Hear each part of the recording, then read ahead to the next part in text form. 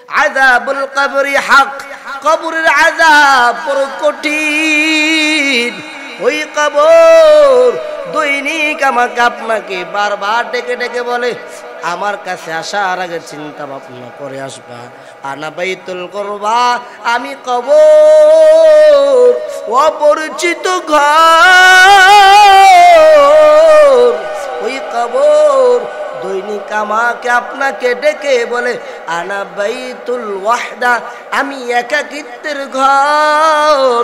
আমার কাছে আসার আগে চিন্তা ভাবনা করে আসবা। ওই কবর দৈনিক আমাকে আপনাকে বলে, আনা বাইতুদ দুদ, আমি পোকামাকুরের ঘর। আমার কাছে আসার আগে চিন্তা ভাবনা করে আসবা। বিখ্যাত সাহাবী বারা ইবনে আযিব বলেন, আল্লাহর পয়গম্বরের সাথে আমরা বের হলাম। আনসারী একজন ব্যক্তির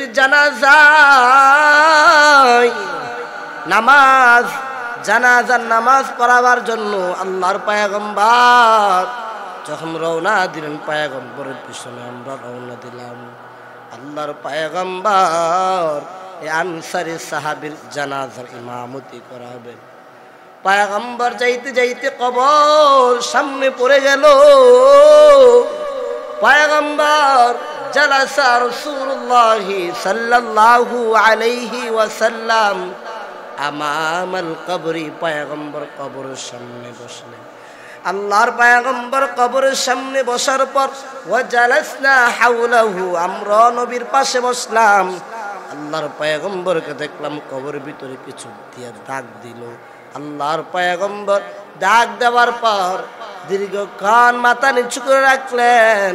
পয়গম্বর যখন মাথা উঠাইলেন, মাথা উঠাবার পর ফারফার নবী মাথা উঠিয়া বললেন, ও সাহাবীদের দল, ইস্তাইযু বিল্লাহি মিন আযাবিল কবর মাররাতাইন আও সালাসান। নবী বলেন, তোমরা আল্লাহর কাছে কবর আযাব থেকে পানা চাও, 2 বার অথবা 3 বার আল্লাহর কাছে কবর আযাব থেকে পানা চাও।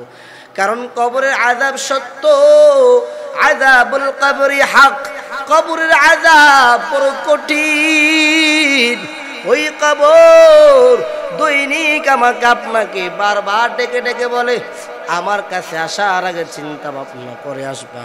আনা বাইতুল কুরবা, আমি কবর, অপরিচিত ঘর। ওই কবর দৈনিক আমাকে আপনাকে ডেকে বলে, আনা বাইতুল ওয়াহদা, আমি একাকিত্বের ঘর। আমার কাছে আসার আগে চিন্তা ভাবনা করে আসবা।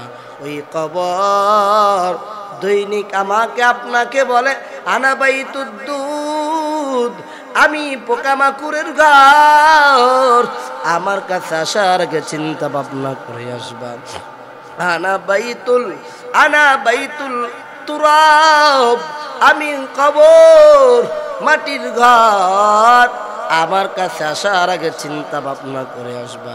ওই কবর দৈনিক আমাকে আপনাকে বারবার ডেকে ডেকে বলে, হে দুনিয়াবাসীরা, আমার কাছে আসার আগে চিন্তা ভাবনা করে আসবা।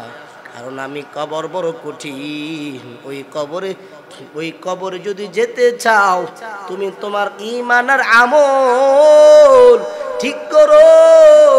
কারণ ওই কবরে কোনো ব্যক্তির পরিচয় চলবে না, ওই কবরে কোনো বাবার পরিচয়ও চলবে না। ওই কবরে শুধু তোমার নিজের আমল নামার পরিচয় চলবে না।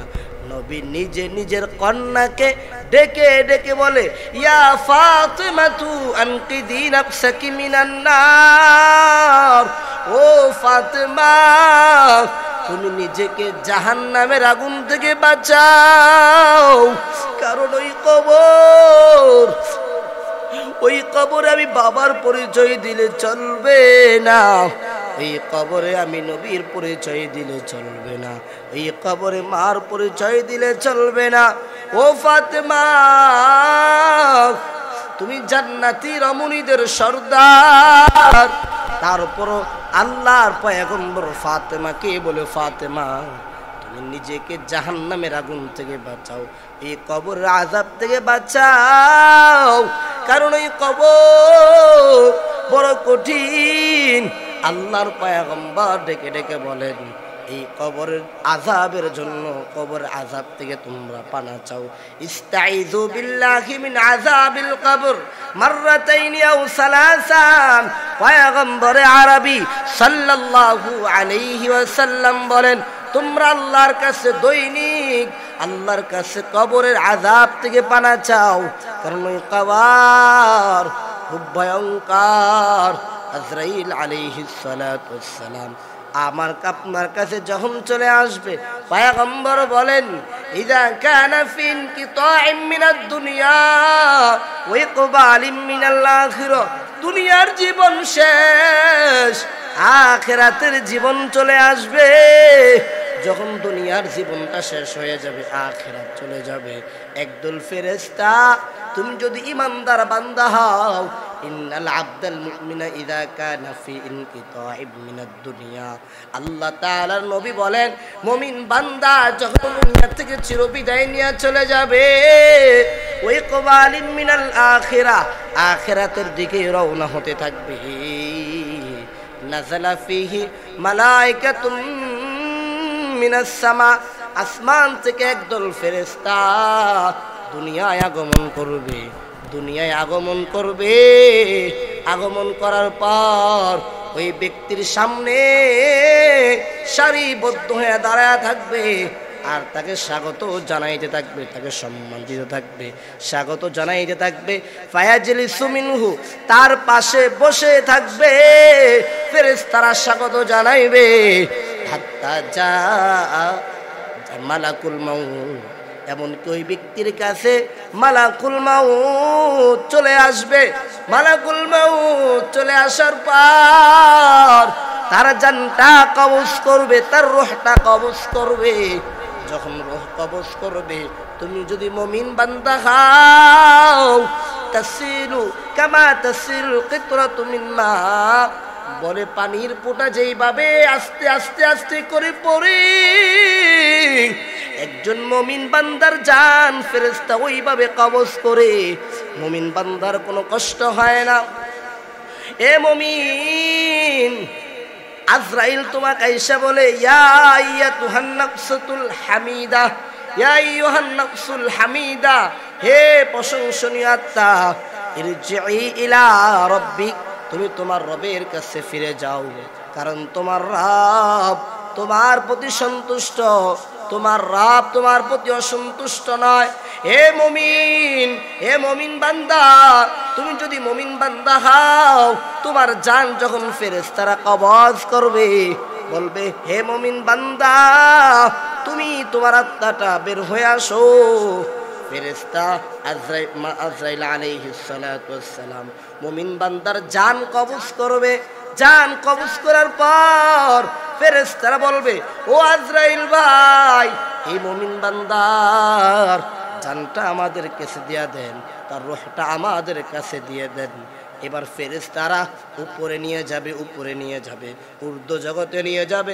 আল্লাহ বলবেন হে বান্দা, এই বান্দার রূহটা, হে ফেরেশতারা, এই বান্দার আত্মাটা, রূহটা ইল্লিয়িনের মধ্যে নিয়ে যাও। ইল্লিয়িন সুন্দর একটা জগতের নাম, ওই জগতের মধ্যে তাকে নিয়ে যাও, তার নামটা লিখে নিয়ে আসো। ফেরেশতারা ইল্লিয়িন নিয়ে যাবে, ইল্লিয়িন নিয়া তার নামটা সুন্দর করে ইল্লিয়িনের মধ্যে লিখবে। লেখার পর আল্লাহ তাআলা বলবে ও ফেরেশতারা, তার আত্মীয়স্বজনরা তার বডিটা জমিনের মধ্যে রেখে আসছে, যাও যাও এই বডির মধ্যে আত্মাটা ফিট করে দাও। ফেরেশতা এইবার আত্মাটা, রূহটা ফিট করে দিবে। ফিট করে দেওয়ার পর আতাহু মালিকান, দুইজন ফেরেশতা আসবে, ফায়ুকইদানিহি, ওই বান্দাকে বলবে মার রব্বুক, তোমার রবকে, এক নম্বর রবের পরিচয় দাও, রবের পরিচয় দাও। আমরা কিন্তু আলমে আরুহার মধ্যে, রূহ জগতের মধ্যে বলছিলাম, আল্লাহ যখন বললেন আলাস্তু বিরব্বিকুম, আমি কি তোমাদের রব নয়? কিন্তু এখানে পীর মাশায়েখ বেঈমান কাফের ইমানদার সকলেই বলেছিলাম ক্বালু বালা রাব্বিনা, হে আল্লাহ আপনি আমাদের রব। আল্লাহকে আল্লাহ বলে মানছিলাম, কিন্তু দুনিয়ায় এসে আল্লাহকে আল্লাহ বলে মানতে পারি না। আল্লাহ বলেন ইন্নাল্লাযীনা ক্বালু রাব্বুনাল্লাহ, নিশ্চয়ই যারা বলে আমাদের রব আল্লাহ, আমাদের রব আল্লাহ, আমাদের রব আল্লাহ, এই কথার অর্থ হচ্ছে 6টা। আমি আমার ব্যক্তি জীবনে রবকে মানছি কিনা, আমি আমার পারিবারিক জীবনে রবকে মানছি কিনা, আমি আমার সামাজিক জীবনে রবকে মানছি কিনা, আমি আমার অর্থনৈতিক জীবনে রবকে মানছি কিনা, আমি আমার রাষ্ট্রীয় জীবনে রবকে মানছি কিনা, আমি আমার রবকে আন্তর্জাতিক জীবনে মানছি কিনা। এই 6টা অর্থ হচ্ছে তুমি তোমার রবকে মানার মতো মেনে নাও। রবকে কিভাবে মানবা? ব্যক্তি জীবনে রবকে মানবা, পারিবারিক জীবনে রবকে মানবা, সামাজিক জীবনে রবকে মানবা, অর্থনৈতিক জীবনেও রবকে মানবা, আন্তর্জাতিক জীবনে রবকে মানবা, রাষ্ট্রীয় জীবনে রবকে মানবা। এই হচ্ছে রবকে মানার অর্থ। ইন্নাল্লাযীনা ক্বালু রাব্বুনাল্লাহ, নিশ্চয়ই যারা বলবে আমার রব আল্লাহ, সুম্মা ইসতাকামু, এই কথার উপর অবিচল থাকবে, অটল থাকবে।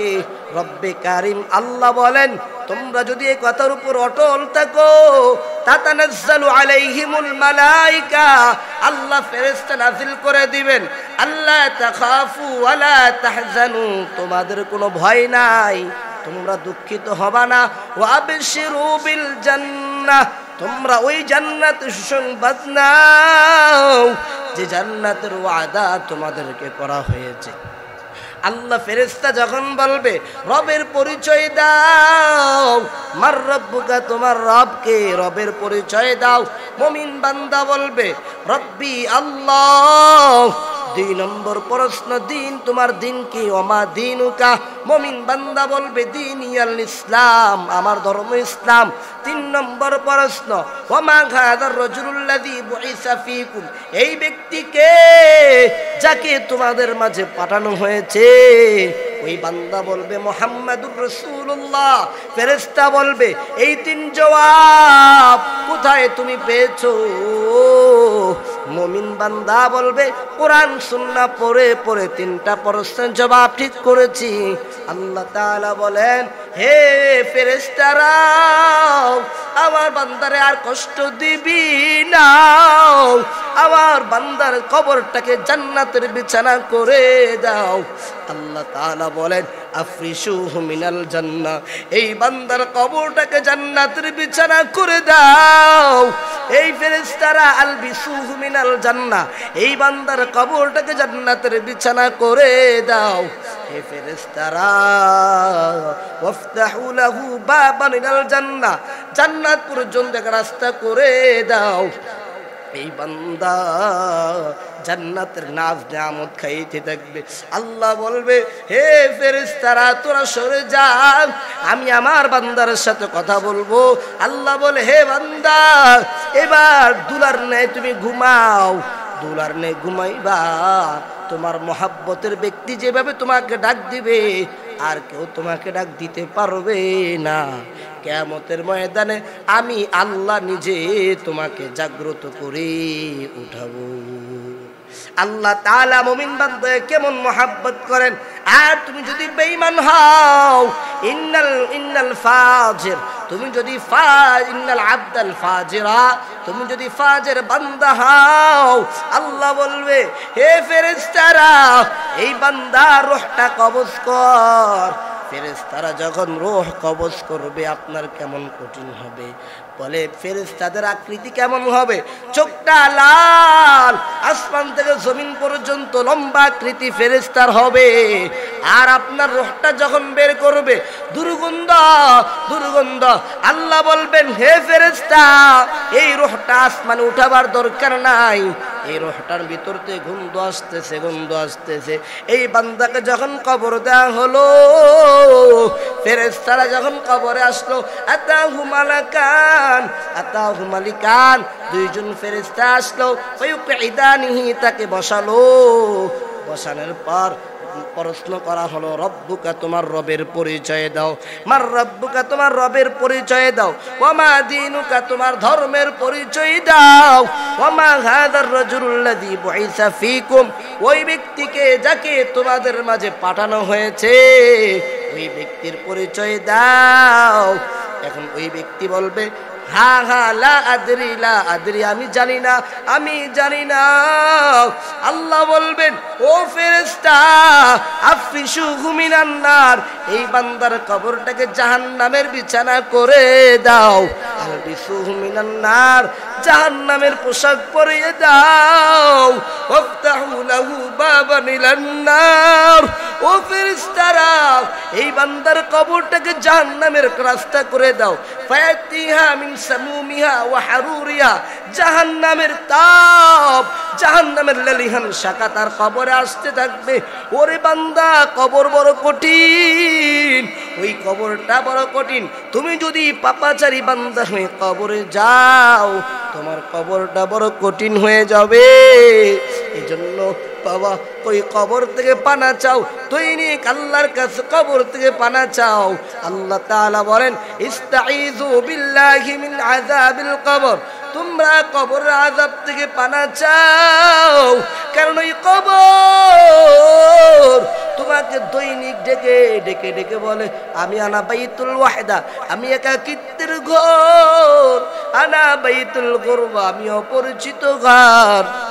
আমার কাছে আসার আগে চিন্তা ভাবনা করে আসবা। হে আল্লাহর বান্দা, হে আল্লাহর গোলাম, ওই কবর বড় কঠিন, ওই কবরের জগৎ বড় কঠিন। ওই কবরে আসার আগে চিন্তা ভাবনা করবা। ওই কবরে যাওয়ার জন্য ঈমান আর আমল ছাড়া ভিন্ন কোনো কিছু লাগবে না। এই